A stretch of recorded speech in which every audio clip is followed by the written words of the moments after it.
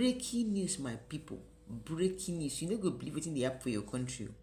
Nigeria Police Force implement new law. They don't implement new law.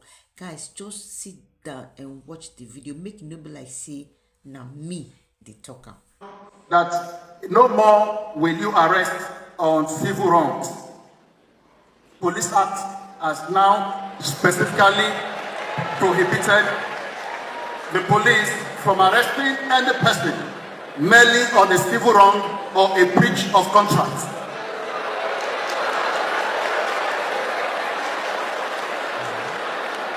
This Nigerian police force is standing tall. That is what you are saying. And this can be seen in section 32, subsection 2 of the Police Force Establishment Act 2020. This gives a nexus. This brings about a lovely situation where you can say it's a Siamese twins to the provisions of section 82 of the AJA. And of course, we have information about rights when making an arrest. Every person who is arrested for whatever wrong is entitled to his rights as guaranteed in the Constitution of the Republic of Nigeria.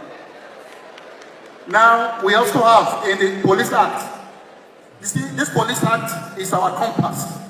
This is our GPS, which we know that citizens face a complex interplay between their fundamental rights and security concerns.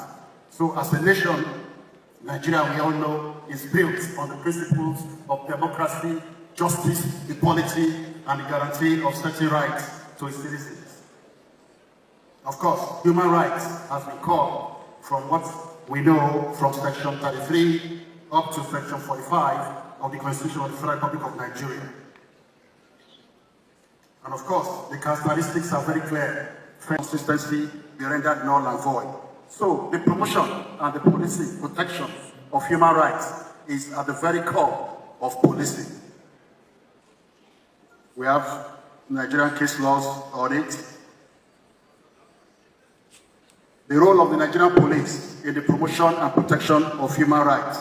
Although the police use discretion to support human rights, it is the abuse of this discretion and power that results in the violation of human rights of citizens. Of course, we all know one of the basic responsibilities of government can be called from section 42, section 14, subsection 2b of the Nigerian Constitution, which amongst others say the security and welfare of the people shall be the primary purpose of government.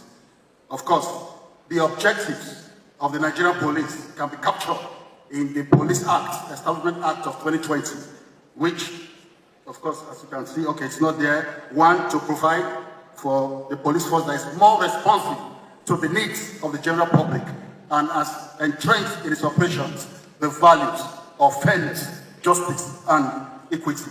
Of course, to also reposition, to bring about, to empower, to develop. Now, the Police Act of 2020 has some beautiful innovations. These innovations were captured so that we could ensure in our policing mandate and tasks we are able to protect the human rights and also take care of the security concerns of the Federal Republic of Nigeria.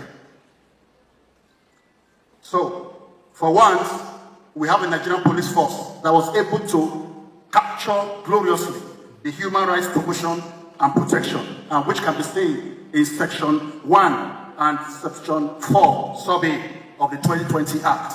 Of course, here you have gender rights, and what you see in the gender rights is that there's a provision for mainstreaming of gender issues into police recruitment training, whereby you can now see in our police special protection units, you have our women there. In the mobile police, you even have an all-women squadron. And of course, in the counter-terrorism units, you have the women there. Then, the innovation of the Police Act 2020 also brought about police duty solicitation scheme. Of course, this is section 9, subsection 4, and 5, subsection 2. Of course, rolling in this trajectory, you also have community policing, which was gravely introduced into the Act of 2020.